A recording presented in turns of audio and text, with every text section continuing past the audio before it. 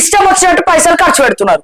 మా రైతన్నల దగ్గర ఒడ్లు వానికి పైసలు లేవు, రైతు బంధువునికి పైసలు లేవు, రుణమాఫీ చేయడానికి పైసలు లేవు, తులం బంగారం ఇస్తారన్నారు దానికి పైసలు లేవు అంటారు. ఏది చేయాలన్నా పైసలు లేవు, పైసలు లేవు, పైసలు లేవు.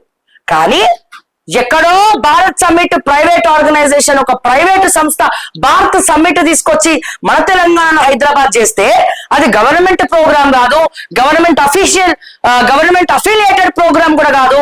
కానీ మన తెలంగాణ గవర్నమెంట్ భారత్ సమ్మిట్ కి మొత్తం ఖర్చు పెడతాంది, స్పాన్సర్ చేస్తాంది. మీకు తెలంగాణ రైతులు ఎక్కువనా, ప్రైవేట్ ఆర్గనైజేషన్ ఎక్కువనా, భారత్ సమ్మిట్ ఎక్కువనా? వాళ్ళ దగ్గర పైసలు లేవా? ఎవరైతే ఆర్గనైజ్ చేస్తున్నారో వాళ్ళు ఖర్చు పెట్టుకోలేరా? పెద్ద పెద్ద బిజినెస్ మ్యాన్స్ వస్తా ఉన్నారు, వాళ్ళు ఖర్చు పెట్టుకోలేరా? డబ్బులు లేవు, డబ్బులు లేవు, డబ్బులు లేవు, డబ్బులు లేవు అనుకుంటా భారత్ సమ్మిట్ కి గవర్నమెంట్ కి ఎటువంటి సంబంధం లేకపోయినా ఒక ప్రైవేట్ ప్రోగ్రామ్ కి గవర్నమెంట్ ఎందుకు ఖర్చు పెడుతోంది? దయచేసి దీనికి రేవంత్ రెడ్డి గారు సమాధానం చెప్పాలి. డబ్బులు లేవు కదా గవర్నమెంట్ లో, ప్రతిసారి ఆ తదాసుదేవతో ఉన్నట్టు డబ్బులు లేవు, డబ్బులు లేవు, డబ్బులు లేవని టైంలో కూడా ప్రెస్ మీట్లు పెట్టి చెప్తా ఉన్నారు. మరి వీళ్ళకి భారత్ సమ్మిట్ గవర్నమెంట్ ప్రోగ్రామ్ కానప్పుడు ఈ భారత్ సమ్మిట్ ప్రోగ్రామ్ కి మీరెందుకు ఖర్చు పెడుతున్నారు?